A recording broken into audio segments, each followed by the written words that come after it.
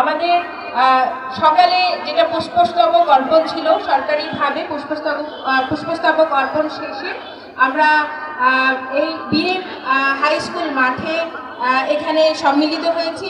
সম্মিলিত হওয়ার পরে আমাদের দিনব্যাপী বীর মুক্তিযোদ্ধাদের সংবর্ধনা অনুষ্ঠান ছিল এই অনুষ্ঠান স্থলে। এরপরে জাতীয় পতাকা উত্তোলন পরবর্তী আমরা বিভিন্ন অনুষ্ঠান দেখেছি, কুচকাওয়াজ দেখেছি, ডিসপ্লে দেখেছি। আমরা দেখছি যে আমাদের বিজয় মেলা এখনো চলমান রয়েছে, যেটি দিনব্যাপী চলমান থাকবে।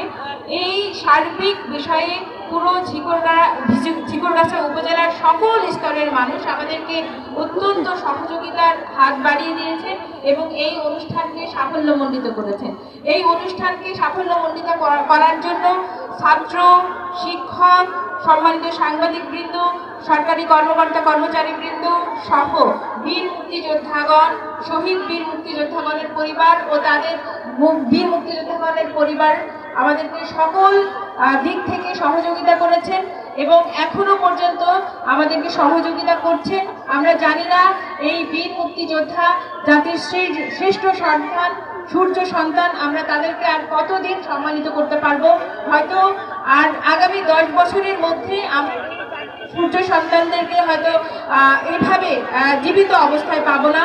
তো আমরা যাদের মাধ্যমে এই লাল সবুজ পতাকা পেয়েছি, এই ভূখণ্ড পেয়েছি, এই স্বাধীন সার্বভৌম ভূখণ্ড পেয়েছি এবং যার জন্য আমরা আজকে এই দাঁড়িয়ে বিজয় উদযাপন করতে পারছি,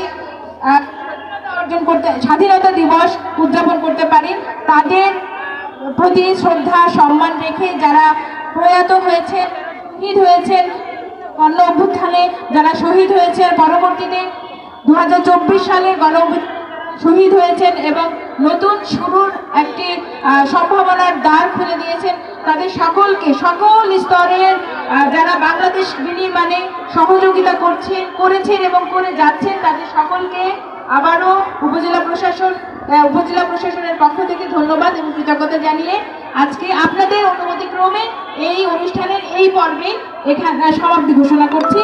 আর